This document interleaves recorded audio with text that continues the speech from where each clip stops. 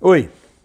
Pois então, o presidente Jair Bolsonaro, em Dallas, no Texas, comprou uma briga realmente desnecessária. Ele foi de uma grosseria absolutamente inusitada.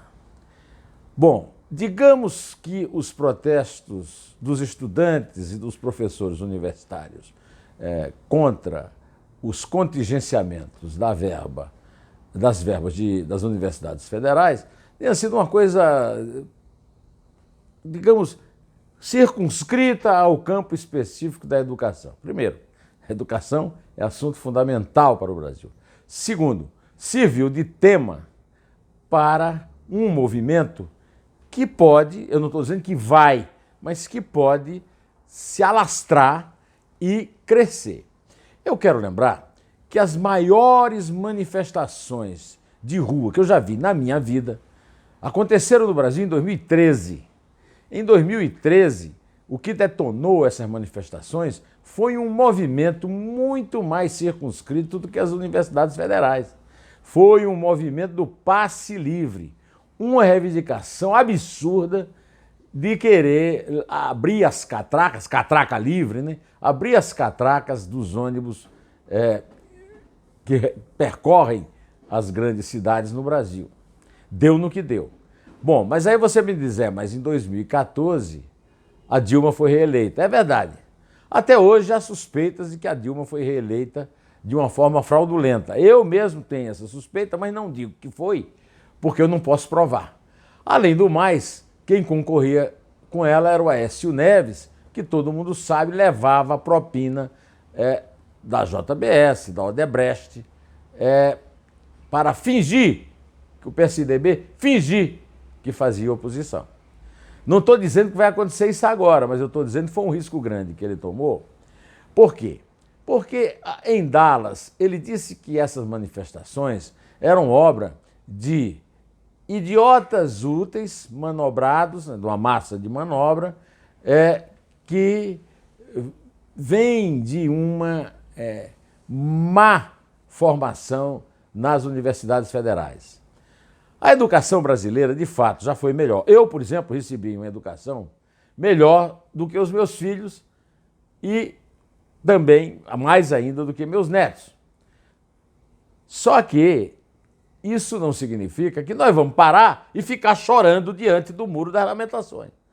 O que se fez foi eleger um presidente que não tinha compromisso com isso tudo. A nação elegeu o Bolsonaro da seguinte forma: o Bolsonaro começou numa campanha quase folclórica de um deputado de baixíssimo clero que não tinha, que tinha tão pouca importância no jogo do poder, canalha, calhorda, bandalha da Câmara, que não foi chamado para a corrupção. E foi isso que o elegeu. O que o elegeu é que ele não se corrompeu naquele episódio específico do grande roubo do Brasil, que foi promovido pelo PT, pelo MDB, por partidos aliados como o PP, PR, e principalmente com a cumplicidade do PSDB, que fingia que fazia oposição.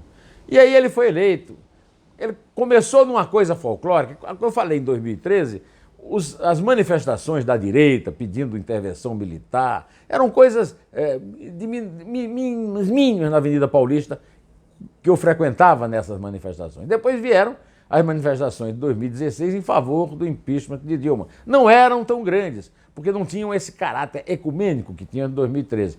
Mas tiveram sucesso porque os bandidos que hoje estão reunidos numa grande quadrilha chamada adequadamente de Centrão, resolveram depor a Dilma através do seu verdadeiro líder, que até hoje está na cadeia, que é o Eduardo Cunha.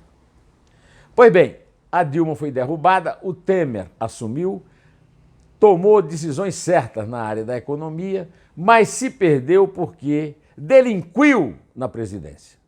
É uma vergonha um presidente que age como bandido, que tem aquela conversa que ele teve com Joesley Batista, mas ele conseguiu comprar os mesmos bandidos da Câmara que derrubaram a Dilma depois de traí-la, porque o Eduardo Cunha era da base de apoio da Dilma. Pois é, foi isso que aconteceu. Só que houve nesse tempo a Operação Lava Jato, que levou o maior empresário do Brasil à cadeia, até hoje está em prisão domiciliar, o maior empreiteiro do Brasil, que é o Marcelo Odebrecht. E levou o presidente, segundo as pesquisas, mais popular do Brasil atualmente, que é o Luiz Inácio Lula, que está preso. Ou melhor, não está preso. Vamos melhorar aqui a frase, né? Está privado de sua liberdade num departamento burocrático da Polícia Federal no Paraná. Pois bem, isso levou a uma consciência de que nós não poderíamos manter no poder alguém que fosse debilitar as operações de combate à corrupção e ao crime organizado e que fosse lutar pela liberdade desses que foram presos. Por isso que o Bolsonaro foi eleito. O Bolsonaro foi eleito a partir de um movimento feito nas redes sociais, com as suas comunicações dirigidas pelo filho Carlos, mas digamos que tenha ajudado no primeiro turno. No segundo turno, o que deu os votos necessários para chegar aos 57 milhões e mais de 700 mil votos foi o antipetismo, o cansaço, a raiva, a indignação da sociedade brasileira contra o petismo. Ninguém tinha ilusão que o Bolsonaro fosse o estadista do século. Mas todo mundo achava que, pelo menos, sob a presidência dele e não a dos outros que estavam disputando a eleição, a Operação Lava Jato seria fortalecida, as operações de combate ao crime e à corrupção seriam levadas a efeito. O Bolsonaro tomou posse, mas ele até hoje, 4 meses e meio depois dessa posse, ainda não pensou sequer que ele é o presidente de todos os brasileiros. Ele jamais cogitou disso, mas ele é. A Constituição diz isso, ele disse isso no discurso de posse, mas foi só formal. A declaração dele ontem em Dallas é uma declaração de uma briga de boteco sujo. Não é uma declaração de um estadista, de um presidente que tem uma crise do tamanho da crise que tem o Brasil. Dizer que os outros são baderneiros não resolve nada. E se fossem? Ele também é o presidente dos baderneiros. O problema todo é que não são. O problema é que não são. E realmente essas manifestações nas cidades do Brasil, 170 cidades, 26 estados e o Distrito Federal, são manifestações que preocupam as pessoas que têm juízo, que estão no palácio. Bom, dessa aliança do Bolsonaro com aqueles que querem combater a corrupção e com o anti-PT, saíram os economistas liberais de Paulo Guedes e o Sérgio Moro. O Sérgio Moro é o baluarte da guerra contra a corrupção e é atingido até hoje esse panaca aí que presidiu a turma que não soltou, que tirou a privação de liberdade de Temer, o tal do Nefe Cordeiro. Isso aí é tudo inveja da fama que o Bolsonaro tem. Parece que o Bolsonaro também tem, da fama que o Moro tem. Parece que o Bolsonaro também tem algum problema com a popularidade do Moro, porque o Moro, desde que assumiu há 4 meses e meio, tem diminuído do imenso tamanho que ele tinha, embora ainda tenha um tamanho imenso. É bom que o Bolsonaro saiba disso. Pois bem, o Bolsonaro tem áreas de excelência no governo que vai ser lamentável se viermos a perder. Uma das áreas de excelência dele, a principal, é na economia, que pretende conduzir o Brasil à reforma da Previdência, que é extremamente necessária para o Brasil não morrer de fome, não minguar. Paulo Guedes. Sérgio Moro, que eu já citei aqui, o Salim Matar das privatizações. No entanto, não se privatiza o suficiente sequer para pagar as contas do governo, porque ninguém quer largar. Não é o osso, não é o filé da empresa brasileira de comunicação que devia ser privatizado, não foi. Dos Correios, que um dos ministros preferidos do Moro, que é o ministro da Inovação, o astronauta lá, também não quer, porque todo mundo tem parente apaniguado e cabo eleitoral para pendurar nas estatais. A Petrobras e o Banco do Brasil também podiam ser privatizados, por que não? Seria uma radicalidade extrema? Não, o Brasil está num estado de miserabilidade absoluta.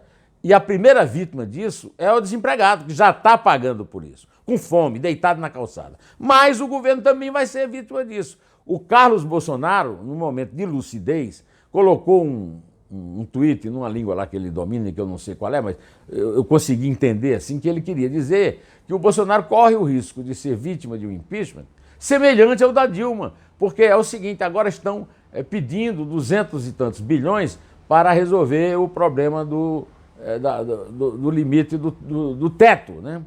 O Paulo Guedes fez uma brilhante defesa na Comissão de Orçamento da Câmara, e é isso mesmo. Se, por acaso, esse limite do teto não for dado, pode faltar dinheiro para sustentar o governo e fazer uma pedalada fiscal e aí sair no impeachment, que é tudo que o Brasil não precisa. O Brasil, a infraestrutura tem o Tarcísio Freitas, que está fazendo um trabalho brilhante, mas tudo isso se perde na maluquice ideológica de uma direita.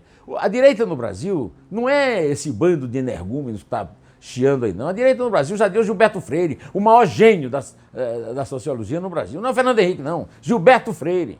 Miguel Reale, um dos maiores gênios juristas do Brasil, era um homem de direita. Plínio Salgado, do Partido Integralista, era um intelectual brilhante, escreveu Uma Vida de Jesus, que é uma obra-prima da literatura brasileira. Não é esse bando de pornógrafo que fica falando palavrões nas redes sociais, não. E o Bolsonaro é que está limitando o governo dele a essa gente.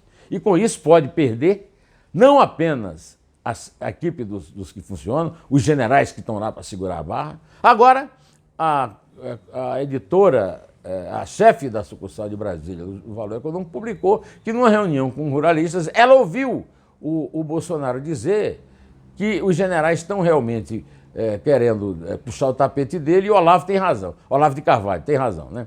Pois bem, se é verdade isso, os generais deviam ter sido demitidos há muito tempo. Então ele não tem autoridade para demitir os generais, não tem coragem para demitir os generais, ele não é o presidente da República, ainda há tempo dele botar a mão na cabeça, na consciência, e ver que esse discurso absolutamente grosseiro, estúpido e absolutamente mentiroso não vai levar a nada. Que ele tem mesmo é que assumir a condição de presidente de todos os brasileiros, que foi para isso que ele foi eleito. E não adianta brigar com o Centrão é bandido, mas está lá, mandando no Congresso e fazendo o que quer. Isso aí é uma questão que não vai ser resolvida na base do murro na mesa e vamos invadir o Congresso, porque não vão, eles não vão invadir o Congresso. Outra coisa, só para terminar, porque eu já falei demais, o ministro da Educação, Abraham Weintraub, que não saiu tão mal assim lá na Câmara, disse uma bobagem, que é o seguinte: não, a culpa não é nossa. Até quando vai ser a culpa dos governos anteriores? É a mesma tática do PT, a culpa é de antes. Não, o PT criou a maior crise da história da economia brasileira. É verdade, os desempregados são fruto do PT. Só que o Bolsonaro não foi eleito para mandar o ministro para o Congresso dizer isso. Ele foi eleito para resolver o problema. Ele podia ter privatizado mais radicalmente, ele podia ter se empenhado pessoalmente e feito uma articulação política competente no Congresso para já ter aprovado a reforma da Previdência. Ele já podia ter falado, além da reforma da Previdência, programas de governo. Podia ter colocado o Paulo Guedes para explicar os contingenciamentos, porque, como diz muito bem o Ailson da Nóbrega, que foi ministro da Fazenda, quem fala em contingenciamento é o ministro da Economia, é quem manda contingenciar, não é o ministro da área. Esse bestalhão aí da educação, o Weintraub, ele tentou comprar uma briga ideológica com isso, não tem nada a ver. Contingenciamento é só deixar de pagar a verba prevista no orçamento. E é por aí, eu torço muito para que ainda, num momento de lucidez, tem sido raro, o Bolsonaro assuma a posição de presidente de todos os brasileiros e passe a falar como presidente, e não como pugilista de boteco sujo. Bem, direto ao assunto, e só a verdade nos salvará.